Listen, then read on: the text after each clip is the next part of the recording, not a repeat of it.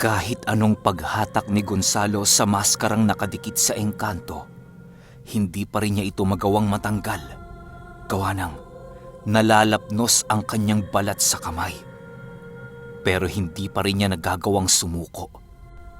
Sa bawat pagtangka ni Gonzalong alisin ang maskara, tanging pag-ungo lang naman ang nagagawa ng engkanto. Ramdam na ramdam noon ni Pio Carpio ang bawat sakit ng engkantong nararamdaman dahil sa ginagawa ni Gonzalo. Ilang minuto pa ang lumipas. Meron nang narinig sila Gonzalong paglangit-ngit ng maskara na nakasuot sa engkanto. Yun na ang hudyat na matatanggal na ang maskara, kaya hindi na ito pinatagal pa ni Gonzalo. Walang sabi-sabi, bumuelo si Gonzalo sa kanyang kinaroroonan upang mabaklas sa pagmumuka ng engkanto ang maskara nito. Matapos ng mga pangyayari, matagumpay na nakuha ni Gonzalo ang maskarang isa sa 7 mahiwagang mutya na ipinagkaloob ng may kapal. Kasabay ng pagkuha dito ni Gonzalo ay ang pagsilay niya sa napakagandang pagmumuka ng engkanto. Agaran din itong nawala sa kanilang kinaroroonan matapos makuha ni Gonzalo ang mutyang nais niya. Kasabay ng pagkawala ng engkanto ay ang pagkawala din ng maskarang hawak-hawak ni Gonzalo. Tio Carpio, nasaan na yung maskara? Gulat na tanong ni Gonzalo. Ang buwad baka mo? Pumaloob na yan sa espiritual mong ulirat, Gonzalo. Huwag kang mag-alala. Matatawag mo ang baod kapag nasa peligro ang iyong buhay. Halika na. Umuwi na tayo. Ramdam ko na ang panghihina mo. Sagot naman ni Pio Carpio. Sa paglalakad nila Gonzalo pabalik sa kanilang tinutuluyan, inakay na siya ng kanyang tiyuhin. Gawa ng hirap na ito sa kanyang paglalakad. Kahit hindi sabihin ni Gonzalo kay Pio Carpio ang kanyang nararamdaman, alam ng ermitanyo ang hirap niyang pinagdaanan, makuha lamang ang mutya ng baod. Ayon kay Pio Carpio, ang baod ay isang katagang ginagamit ng engkanto upang tukuyin ang antas ng mga mutyang inaalagaan ng mga ito. Ang dalawang nasa ilalim ng hierarkiya ng baod ay hindi na nasambit ni Pio Carpio kay Nognog. Ayon kay Pio Carpio, ang baod ang pinakamataas na uri ng mutya na maaaring panghawakan ng engkanto. Maraming baod pero ang nakuhang maskara ni Gonzalo ang isa sa pinakamalakas sa hanay ng mga baod.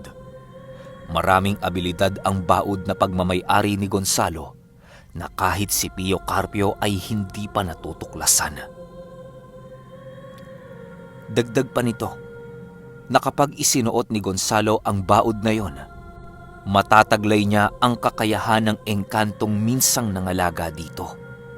Naniniwala kasi si Gonzalo na ang gabay ng baod ay merong kakayahang gamitin o gayahin ang abilidad ng mga nilalang na minsang nagmay-ari nito.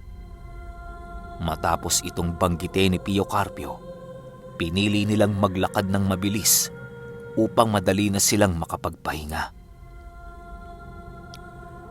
Sa pagdating nila Pio Carpio sa bahay na kanilang tinutuluyan, nadatna nila ang kanilang mga kasama na abala sa pagpapanday ng kanilang bangkang gagamitin. Ang iba naman sa mga ito ay abala sa pag-iinuman ng mga tubang hindi alam ni Pio Carpio kung saan ang galing. Upang maibsan ang sakit na nadarama noon ni Gonzalo, pinili niyang makipag-inuman sa kanyang mga kasama. Ganon din ang ginawa ni Pio Carpio, gawa ng hindi niya magawang makatulog noong mismong gabing yon. Sa paglipas ng oras ng kanilang pag-iinuman, natalakay ni Pio Carpio ang tungkol sa baod na kanyang nakuha. Gonzalo, panahon na siguro para marinig mo ang kwento ng 7 mahiwagang armas na nasa pangangalaga ng iba't ibang elemento. Ang mutya ng palakol na pagmamayari ko at ang mutya ng bawod na pagmamayari mo ay napakaraming nangalaga bago natin ito mapasakamay. Alam mo, Gonzalo, sa lahat ng 7 mutya, ang kay Ginang Cedes lamang ang pinakamalakas at natatangi. Natatangi ang punyal na hawak ni Ginang Cedes dahil siya mismo ang bumuhay at naglilok ng mutyang pagmamayari niya. Dahil na rin siguro sa lalim ng aral ni Ginang Cedes, kaya niya nakayanang gumawa ng mutya na kasing lakas ng 6 na mahiwagang armas. Tama ka ng pagkadinig. 6 lang talaga ang bilang ng mahiwagang armas. Pero dahil sa itinuring na ang punyal ni Ginang Cedes ng mga matataas na uri ng elemento at engkanto na makapangyarihang gamit, kaya ito napabilang sa 7 mahihiwagang armas na ipinagkaloob ng Panginoon. Magpahanggang sa ngayong kasalukuyang panahon, iho, maraming nagnanais ng punyal na pagmamayari ng aming pinuno. Dahil may sabi-sabi sa mundo ng matataas na uri ng engkanto na merong bababa mula sa kalangitan na 4 na kalalakihang nakakabayo at tuluyan nilang wawasakin ang ating mundo dahil masyado ng maraming makasalanan dito. Pero alam mo ba, Gonzalo, ang isa sa 4 na yon ay nasa ibaba na at yon ang palaging kasama ni Tatoy. Hindi lang nakakababa yung 3 dahil walang tigil sa pagbalanse si Ginang Cedes sa mabubuti at masasama. Kapag nawala si Ginang Cedes o nawala ang kanyang hawak na punyal at hindi niya nagawang ipasa ang kanyang misyon, maaaring yun na ang katapusan nating lahat. Wika ni Pio Carpio. Ayon kay Pio Carpio, kaya nagkaroon ng mahiwagang mutya ay dahil sa banta noon ng mga demonyong makikipag-aklas sa kahariang itinatag ng tao. Wala noong naisip na paraan ng kaitaas-taasan kung hindi ang bigyan ng makapangyarihang gamit ang mga piling tagasunod ng Amang Dakila. 6 ang ibinigay nitong armas upang makayang maipagtanggol ng tao ang kanilang uri. Sa paglipas ng panahon, dahil sa banta ng mga mahihiwagang armas, hindi nagawang ituloy ng mga demonyo ang kanilang planong makipagdigmaan sa angka ng tao. Dahil sa kailangang ipreserba at pangalagaan ang mga mutyang ibinigay ng Diyos, ipinasa ang mga ito sa mga angka ng bawat nagmamay-ari ng mutya. Ang iba sa mga mutyang ipinasa sa bawat henerasyon ay hindi na nakaabot sa karapat-dapat na magmana sa mga ito. Walang makapagsasabi kung ano ang nangyari sa ibang gamit na yon. Gawa ng burana sa mundo ang iilang angkang minsang nagmay-ari ng mahiwagang armas. Makalipas ang ilang siglo, napag-alaman ng iilang albularyo na pagmamay-ari na ng elemento ang iilan sa mga mahihiwagang armas na bigay ng Panginoon. Dagdag pa ni Pio Carpio na may isang mutya siya noong nasipat na pagmamay-ari ng isang bata sa tribong kanyang tinungo. Alam ni Pio Carpiong isa yon sa mga mahiwagang sandata, kaya ang ginawa niya ay ginabayan niya ang batang yon. Sa paglaki ng bata, nagawa na nitong kontrolin ang mutyang pagmamay-ari niya. Ang itsura ng mahiwagang sandatang yon ay isang kwintas na merong pangil ng aso. Ang sino mang mangangalaga ng mutya makakayang pasunodin sa kanyang nais ang kahit na anong uri ng aso. Mapaasong alaga ng engkanto, kaya nitong pasunodin ng walang kahirap-hirap. Yon ang pangunahing armas ng nangangalaga sa mutya sa kahit na anong laban na kanyang haharapin. Pero sa paglaki ng batang yon, nagalit sa kanya ang mga engkantadong nilalang na nangangalaga ng kagubatan.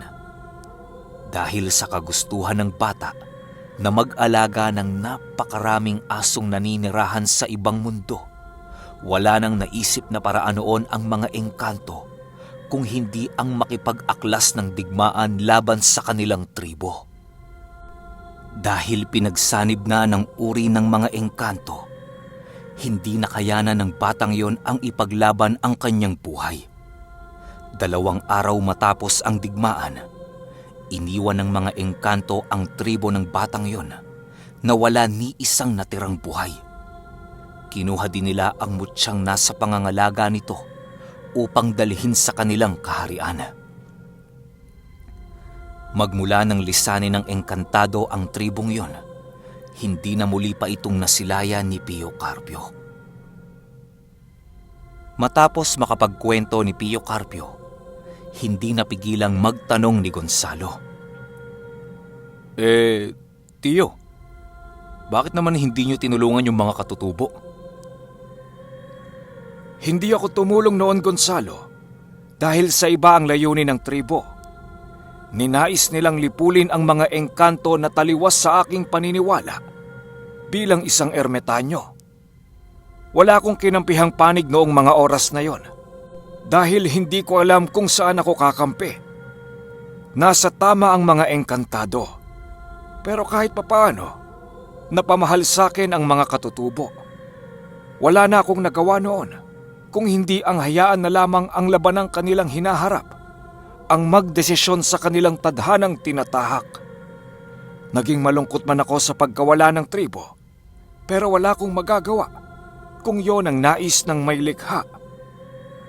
Sagot ni Pio Carpio. Nang marinig ito ni Gonzalo, hindi na muli pa itong sumagot sa sinabi ng kanyang tiyuhin. Maaari kasing may malalim pa noong dahilan si Pio Carpio kung kaya't hindi niya natulungan ang isa sa mga nagmamay-ari ng 7 mahiwagang armas. Sa pagtagal ng kanilang pag-uusap, natalakay din ni Pio Carpio ang tungkol sa isang sibat na minsang naging kasangga niya sa isang labanan sa pagitan nila kontra sa mga imbubunaw. Kung hindi ninyo na itatanong, ang imbubunaw ay isang uri ng mambabarang na ang pangunahing gamit sa barang ay ahas. Maaaring wala pa ni isa sa inyo ang nakakaalam sa uri ng mambabarang na ito. Gawa ng hindi sila nakikihalubilo sa mga tao. Tanging mga albularyong may kalibre lamang sa kanilang larangan ang nakakaalam sa ganitong uri ng mambabarang. Maniwala kayo o hindi, kapag natunugan kayo ng isang mambubunaw, hindi na kayo sisikatan pa ng araw. Sa kagat ng isang ordinaryong ahas, maisa sa katuparan ng mambubunaw ang kanyang nais gawin sa kanyang biktima. Hindi natitinag ang mga ahas nito ng kahit na anong pangontra, gawa ng sakop ito ng mahika-negrang pangunahing armas ng isang mambabarang. Kapag ikaw ay nakilala ng isang mambubunaw, kahit saang lupalop ka pa tumira sa inyong lugar, masusundan at masusundan ka ng mga alaga nitong ahas. Ang ugali kasi ng mga mambubunaw ay masyadong mapusok sa paghihigante at sa kahihiyan. Hindi ito kagaya ng isang ordinaryong tao na marunong lumimot ng kahit isang maliit na kasalanang nagawa sa kanya. Kahit ilang dekada pa ang lumipas, hindi kayang makalimot ng kasalanan o magpatawad ng isang mambubunaw. Sa oras na bumalik ka sa lugar na iyong nilisan, muli itong magpaparamdam ng hindi mo nalalaman. Sa unang araw ng pagbisita ng mambubunaw sa kanyang biktima, una nitong gagawin ay ang pagpaparamdam ng mga maliliit na ahas sa tahanan nito. Gabi kung umatake ang mga mambubunaw, kaya karamihan sa mga biktima nito ay hindi na nagagawang malaman ang ginawa sa kanila ng mambabarang. Walang kahit na anong mararamdamang sakit ang biktima nito na siyang labis na mapanganib. Sa oras na lumaki na ang tanim na sakit ng isang mambubunaw, huli na para sa biktima nito ang makipaglaban pa para sa kanyang buhay. Ayon kay Pio Carpio, noong mga panahong nasa Siocon pa siya, meron siyang nakilalang kagaya niyang ermitanyo na nagngangalang Ruming. Mabait ang ermitanyong yun at kagaya ni Pio Carpio, nag-iisa lamang ito sa buhay. Nagkakilala sila noon nang minsan silang magkasalubong sa isang daang kanilang tinatahak. Agaran nilang naramdaman ang presensya ng bawat isa, kaya nagawa nilang mag-usap. Kahit sino naman kasi, madaling malalaman ng ermitanyo ang isang tao dahil sa panglabas na itsura nito. Sa paglipas ng araw na yon, naging magkaibigan na nga si Pio Carpio at si Ruming. Mas lalo pang namangha noon si Pio Carpio nang tawagin ni Ruming ang kanyang sibat na isa ring mahiwagang armas kagaya ng kanyang palakol. Dahil sa ipinamalas noon ni Ruming, mas lalo pang naging interesante ang kanilang pagkakakilala. Maraming ikinuwento si Ruming noon kay Pio Carpio, gawa ng doon na din siya nanirahan sa tahanan nito noong mga panahong nasa Siocon pa siya. Habang tumatagal ang pananatili doon ni Pio Carpio, unti-unti niyang nalaman ang mga sikreto ni Ruming at ang tungkol sa mga mambubunaw na kanyang kaaway. Nang nalaman ni Pio Carpio ang mga kaganapan sa lugar ni Ruming, siya na mismo ang nagpresenta na tulungan ang kapwa niya ermitanyo. Hindi naman siya pinigilan noon ni Ruming dahil sa kanyang pamimilit. Ayon kay Pio Carpio, isang araw habang naglalakad siya at si Ruming sa isa sa mga baryo sa Siocon, nakasalubong nila ang isang mambubunaw na patungo sa baryo. Gulat na gulat noon si Ruming, gawa ng hindi gaanong nakikipaghalubilo ang mga mambubunaw sa tao. Kung tutungo man ito ng baryo, paniguradong meron itong hinahanap na biktima. Ayon kay Pio Carpio, nakasuot ang mambubunaw na yon ng isang kasuotan ng magsasaka. Ang pinagkaiba nga lang, meron itong kwintas na gawa sa buto ng kung anong hayop.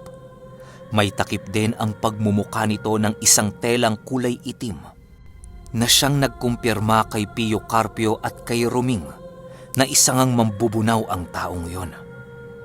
Dahil sa nasilayan noon ni Ruming, agaran din namang nag-init ang kanyang ulo. Hindi pa man nakakalagpas sa kanila ang mambubunaw, hinarang na niya ito upang kausapin. "Teka lang, saan ka pupunta, Ginoo?"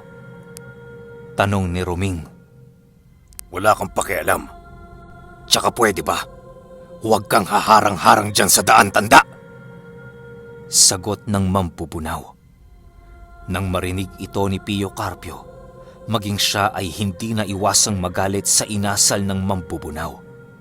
Kahit binata pa yon, kitang-kita ni Pio Carpio sa ugali nito na hindi ito napalaki sa mabuting bagay ng kanyang mga magulang.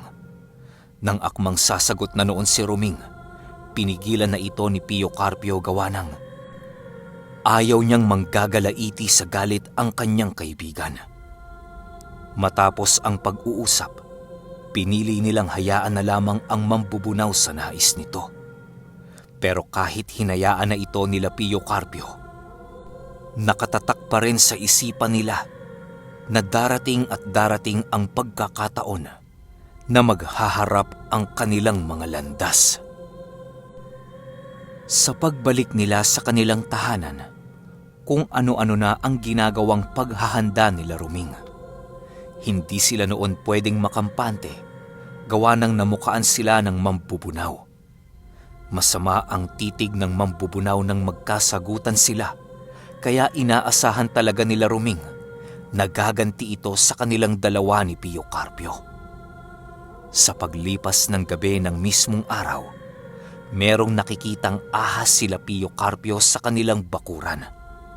Alam nilang nagmamasid sa kanila ang mambubunaw, pero hinayaan na lamang nila ang nais nito.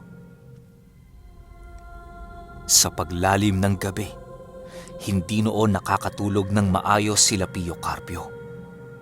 Si Ruming nga, ni humiga hindi nito magawa dahil sa ginagawa nilang pagbabantay sa paligid. Hindi pa kasi kumpleto ang kanilang pangontra laban sa alaga ng mambubunaw na siyang naglalagay sa kanila sa alanganing sitwasyon. Napakadelikado noon para kay Ruming at kay Pio Carpiong matulog, gawa ng kahit anong oras, kaya silang pasukin ng mga ahas ng mambubunaw. Mas nakakapangilabot pa ang mambubunaw ayon kay Pio Carpio kapag isang angka ng makakalaban mo. Sa paglipas ng ilang linggo, naging matiwasay naman ang pamumuhay nila Pio Carpio. Magmula noong nakasagutan nila ang mambubunaw, hindi na nila muli pa itong nasilayan sa baryo. Pero ang mga bakas ng ahas nito sa bakuran nila Ruming, naroon pa rin. Sapat na basihan yon upang ipagpatuloy nila Pio Carpio ang kanilang pagbabakod sa kanilang tahanan. Kahit ramdam nila Pio Carpio ang kalakasan ng mambubunaw, hindi pa rin ito nagagawang umatake sa kanilang tahanan. Ming, batid kong hindi tayo tinatantana ng mambubunaw na yan, ha? Nais mo bang salakayin na natin ang pugad nito? Masyadong maraming problema nang naibibigay sa atin ng mambubunaw na yan. Hindi ko na maatim-atim ang kabastusang ginagawa nito sa atin. Wika ni Pio Carpio.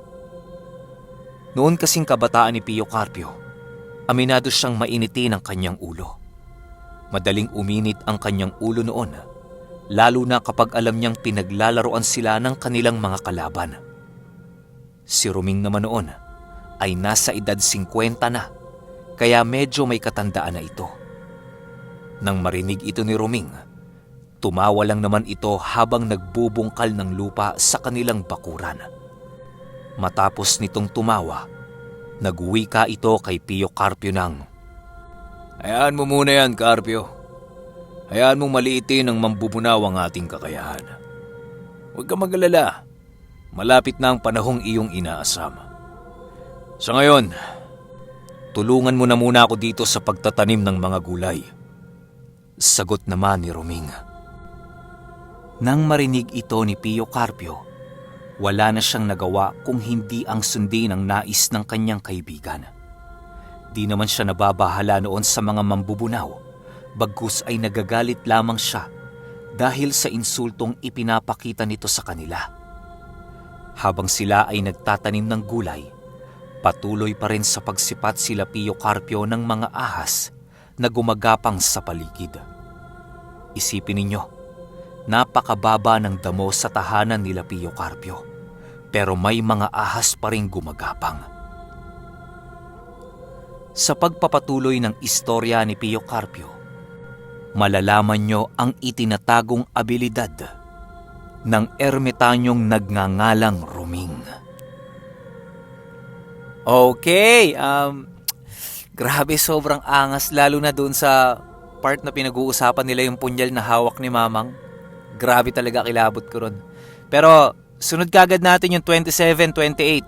Huwag muna kayo matulog para sulit naman yung pag-upload natin. Kasi ang ginagawa ko, palagi kong pinagbabasehan yung second upload ko for this day. Kapag medyo mababa na, pagpabukas na lang natin. Kasi ibig sabihin nun, konti na lang yung gising, di ba? Kaya kung maganda yung resulta ng next upload ko after nito, ratratin na natin hanggang episode 3. Yun lang. Salamat.